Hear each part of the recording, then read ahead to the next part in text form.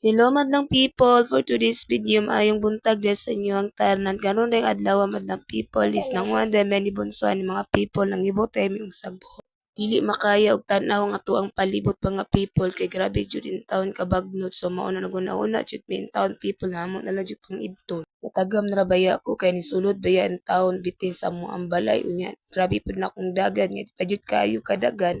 Pandol-pandol na lang ta sa kahadlok. Anyway, the people tanawa si Bunso. Gitaka-taka ra siya panglabay in town. Dari mas sa gilabay sa kuwang naong. Nagmisi ra in town siya. One town na luos siya ang inahan. Ako na siya gitudluan mga people. Kaya aron makahibalo po siya ba nga sa mga buhatunon. Mas maayo na tudluan na to og sayo mga people bisan pagbata pa kay pagabot sa panahon makabalo na sila kung sa mga buhaton nila aron dili na pud kayo sila magsalig sa ginikanan people. So anyway people, ako na lang din gipaspasan mga people kay para mahuman og dali.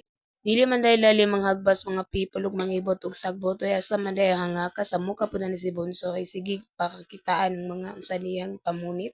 Dili pa jud mi mahuman ani mga people ay hasta pantaw ning daghana mamuram ni anam-anaman og ibot antud sa mahuman lang siya ba. Tanawang dagoy sa person kaya nga kangak na intaw sa sige pangibot.